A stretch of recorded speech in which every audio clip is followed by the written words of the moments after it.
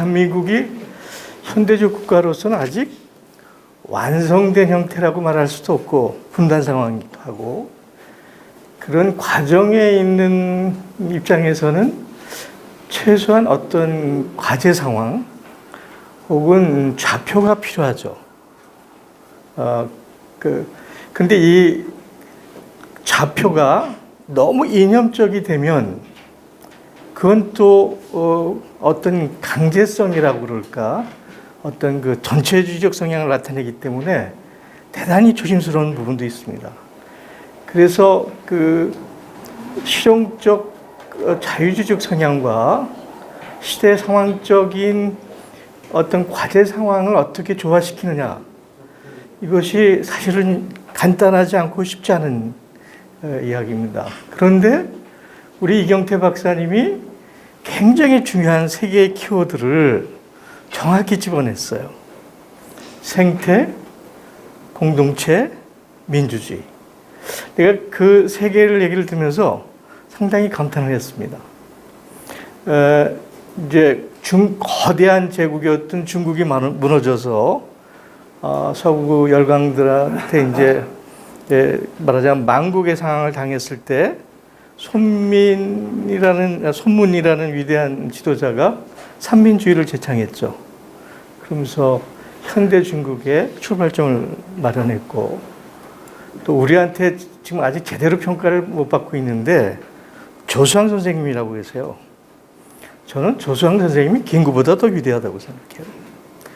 실제 그 임시정부의 기초를 닦은 사람도 조수왕이고 건국강령을 통해서 일제강점기 이후에 밑그림을 그렸을 때 조수왕 선생님은 삼균주의를 얘기를 했거든요. 공산주의도 아니에요. 사회주의도 아니에요. 그분은 철저한 시장경제를 믿었고 삼인주의, 사회주의자셨죠. 그런데 그분이 어쩌다가 북쪽으로 납북돼가지고 역사적으로 평가를 못 가고 있는데 조수왕 선생님 역시 세 가지를 제시했죠. 삼균주의. 그때 오늘 이경태 선생님이 딱 세 가지를 얘기했어요. 생태라는 문제, 이건 조건의 문제죠. 지속 조건의 문제. 생명이라는 게 유기체에 있는 우리 사람들이 말하자면 포유동물인데 생명이 물과 공기와 땅이 없이 살겠어요? 이거는 뭐 절대적인 조건의 문제죠. 지속 조건의 문제. 그런데 지질학자들이 논쟁이 있었지만 이제 인간이 집단적인 생활을 하는 농번사회에 들어왔을 때 이걸 인류세라는 말을 썼는데 현세란 말을. 근데 최근에 들어와서 1950년대 이후에 인류세라는 말을 쓰기 시작해요. 그건 인류가 지구를 장악하고 환경을 훼손하기 시작했다라는 의미에서 인류세예요. 근데 지구 역사가 43억, 45억 년이거든요. 근데 1950년대부터 지금까지 그 시간을 하루 24시간으로 따주면 0.0003초예요. 눈 깜짝할 새도 아니야. 이 1950년부터 불과 70년 세월에 인간이 얼마나 지구를 망가뜨렸는지 0.0003초 사이에 끔찍한 일이죠. 이 생태 문제는 나의 문제뿐만 아니고 대한민국의 문제만 아니고 인류 공동의 과제죠. 근데 지금 내가 문재인 정부를 비난하자고 그러는 게 아니라 대한민국은 너무 한심해요. 너무 한심합니다. 그리고 국제사회에서는 기후 깡패 국가라고 분류되죠. 불량 국가가 아닌 깡패 국가예요. 그 문제를 정확히 집어줘서 생태 문제를 나의 문제로 통해서 인류적인 문제 그리고 지속 가능의 조건의 문제로 전면화했다는 데서 제가 아주 높이 평가를 합니다. 두 번째 제시한 공동체. 물론 우리가 이제 분단 상황이기 때문에 공동체 문제가 더 절실하죠. 그 인간의 뭐 영물의 만물의 영장이라고 얘기하는데 인간이 만물의 영장인 그 배경에는 크게 세 가지가 있습니다. 하나는 자유. 자유의 다른 말은 존엄입니다. 다른 동물이 갖지 못하는 존엄에 기초한 자유를 가지고 있기 때문이죠. 두 번째는요, 창의적인 거예요. 의지를 가진 창의적인 것.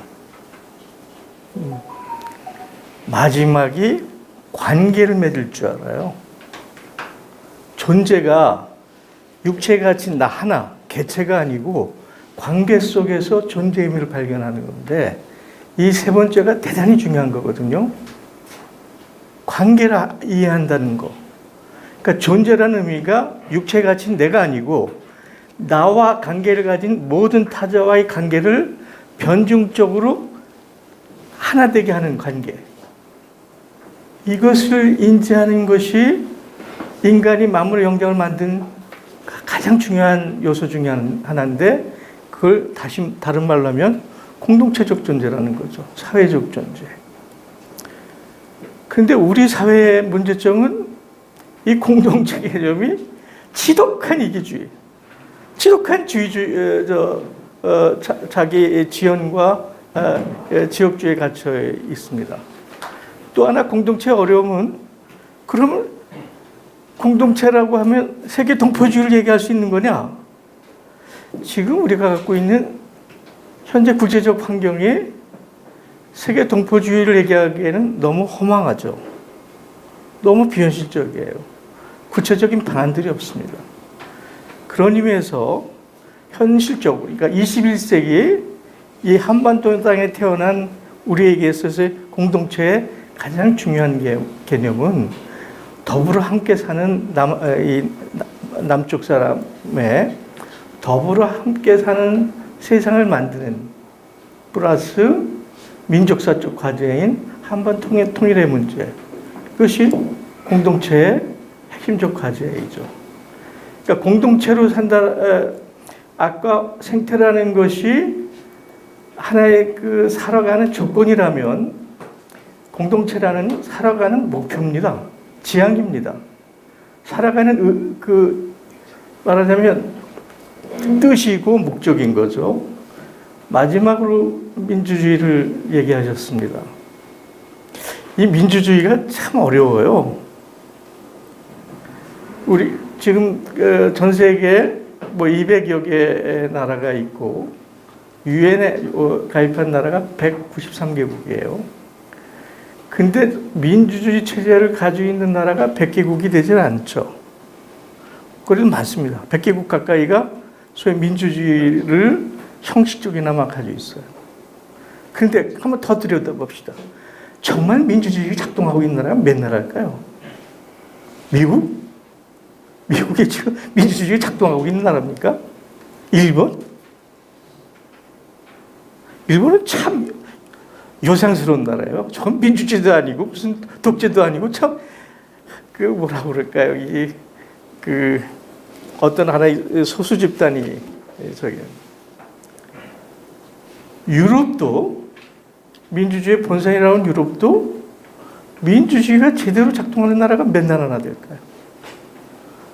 그래서 민주주의가 심각한 위기에 당했어요. 역사적으로 봐도 그리스의 민주주의가 우선 그리스 민주주의가 우리가 기본적인 프로토콜이죠. 원형적인데 제가 너무 길게 했나요? 네, 이제 2, 3분 안에 끝내겠습니다. 18세기 소위 사회분권, 몽테스키에니, 볼테르니 등등 해서 이제 사회계약론도 나와서 민주주의가 시작되는데 사실 서구가 시작한 민주주의 속냉을 까보면 그거는 그때 막 발흥했던 신흥 부르주아지에 자기의 사유권을 보호하기 위한 정치적 장치라는 성격이 무지하게 큽니다. 그러니까 지금 우리가 알고 있는 상권 분립이나 대의적 민주주의는 그리스 민주주의나 프로토콜 민주주의하고는 전혀 틀린 소위 부르주아의 자기 재산권과 정치적 발언권을 강화하기 위해서 마련된 성격이 훨씬 강해요. 그것이 1848년 이후 소위 그 일반 시민들의 운동에 의해서 보편화됐을 뿐이죠. 지금 우리가 민주주의를 다시 생각해 보면 대의적 민주주의, 상권 분립이 맞는가? 여기서부터 우리는 근본부터 그라운드 제로에서부터 다시 검토해야 될 겁니다. 그럼 민주주의가 뭐냐? 민주주의는 우리가 지향해야 되는 목표가 아니에요. 민주주의는 아까 얘기했던 생태와 공동체를 만들어가는 과정의 절차입니다. 합의의 과정이에요. 그래서 이번 우리 그 생태 공동체 민주주의 아카데미가 준비한 이 세 가지 주제, 생태라는 지속 가능 조건, 공동체라는 우리가 살아가는 내용이자 지향, 그리고 그것을 만들어내는 과정으로서의 절차, 민주주의. 이 부분이 저는 아주 탁월하게 선택했다고 생각하면서 뭐 앞에 굉장히 훌륭하신 분들이 많이 얘기를 하시는데 마지막에 제 얘기를 조금 보태서 이 아카데미에 뭐 함께 하겠습니다. 예, 감사합니다.